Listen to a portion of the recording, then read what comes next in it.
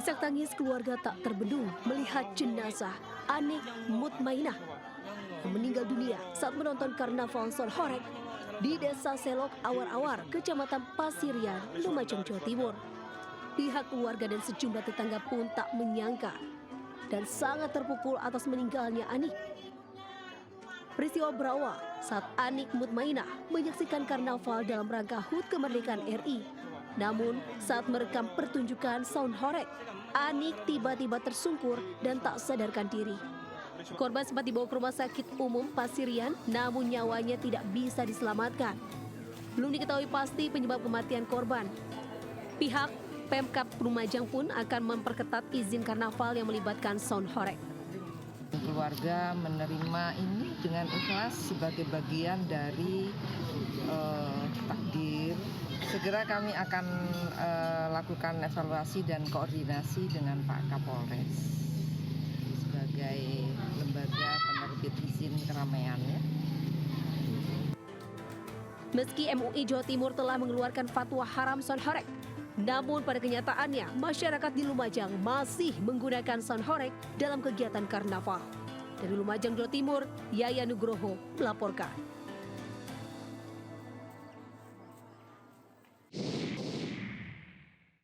Yang merasa petugas turun, mau polisi, mau tentara, mau apa itu turun. Ada bom. Polresta Bandara Soekarno-Hatta menetapkan seorang penumpang penerbangan Lion Air sebagai tersangka atas tindakan yang mengaku membawa bom ke dalam pesawat. Tersangka dianggap membahayakan penumpang dan mengganggu keselamatan penerbangan. Kapolresta Bandara Suta, Kombes Pol Ronald Sipayung mengatakan dalam penanganan perkara ini pihaknya telah melakukan tahapan penyelidikan dan penyidikan kepada tersangka dan 8 saksi. Terhadap penumpang dengan inisial H, usia 42 tahun, dengan alamat di Pematang Siantar, hari ini kita tetapkan sebagai tersangka atas persangkaan pasal Undang-Undang Nomor 1 Tahun 2009 tentang penerbangan, di mana dalam pasal 437 disebutkan bahwa setiap orang dilarang untuk melakukan ancaman yang dapat membahayakan keselamatan penerbangan udara.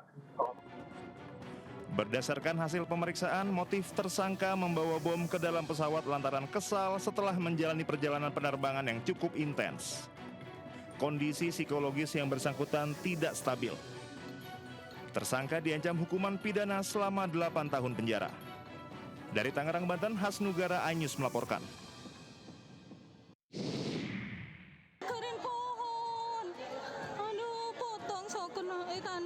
Nasib sial tidak bisa terhindarkan. Peserta jalan pagi santai tertimpa batangan dahan besar dari pohon terembesi yang berada di wilayah halaman Pendopo Agung, Kabupaten Bangkalan.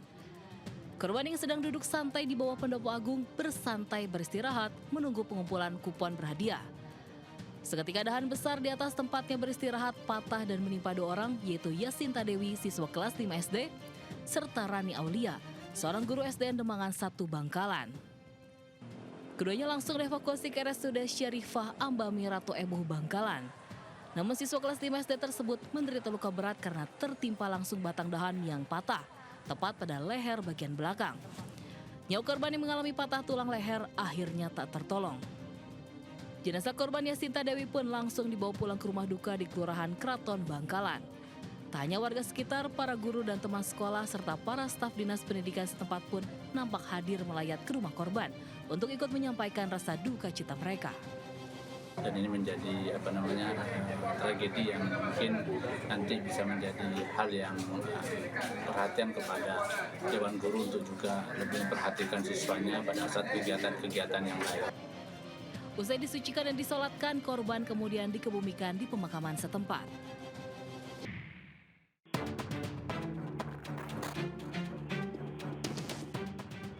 Seorang mak-mak terekam CCTV nekat mencuri dompet siang hari di dalam toko perlengkapan kucing di Jalan Mawar Idris, Kota Tanjung Balai, Sumatera Utara. Dalam rekaman CCTV, seolah sudah mengintai situasi sebelumnya. Mak-mak tersebut dengan santai masuk ke dalam toko lalu mengambil tas di lemari barang. Lalu dengan cepat pelaku mengambil 2 buah dompet dalam tas dan melarikan diri.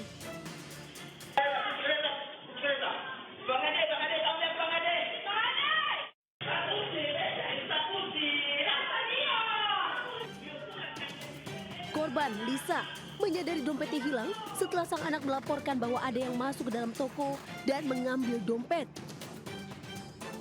Korban pun berteriak histeris, panik minta bantuan pada suami untuk mengejarnya.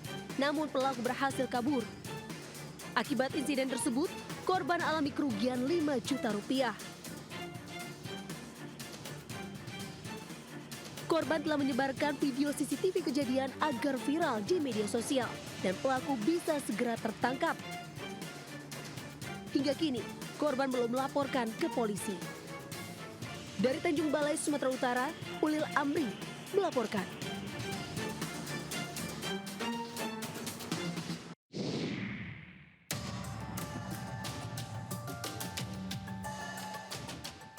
Dari rekaman CCTV, komplotan penipu berjumlah 5 orang ini berpura-pura menawarkan sepeda listrik kepada salah satu warga di Jalan Haji Ma'ruf, Sukmajaya, Kota Depok, Jawa Barat.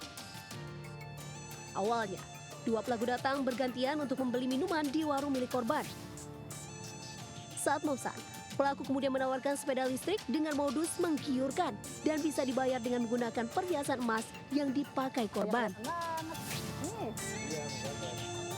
Berhubung Dina kredit target 3 juta, jadi Mbak ambil bonusnya aja 3 juta, bayar cashnya. Lah aku nggak punya uang kan, ya udah kata Mbaknya pakai yang ada aja. Dia udah ngeliat kalung aku kali ya.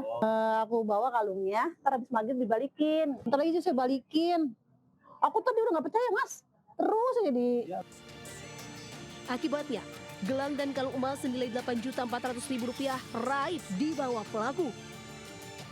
Kasus penipuan ini telah dilaporkan ke pihak kepolisian. Dari Depok, Jawa Barat, Iyung Rizky melaporkan.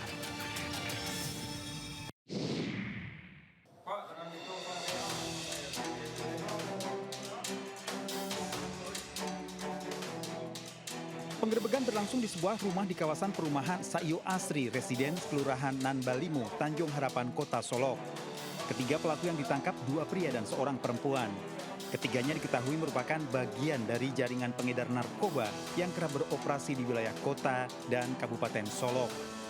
Dari hasil pemeriksaan, pelaku mengaku memperoleh sabu dari seorang bandar di Kota Padang dengan nilai total barang yang diamankan mencapai 30 juta rupiah. Polisi menyita sejumlah barang bukti berupa 6 paket narkotika jenis sabu serta 3 unit handphone yang diduga digunakan untuk transaksi narkoba. Kita mendapatkan 6 paket sabu-sabu ukuran 1 sedang. Paket tersebut berjumlah dengan jumlah sekitar 20,28 gram. Kini ketiga pelaku sudah diamankan di Mapolsek Solok Kota untuk proses hukum lebih lanjut. Tersangka terancam hukuman 15 tahun penjara. Dari Kota Solok, Sumatera Barat, Budi Sunandar, iNews melaporkan.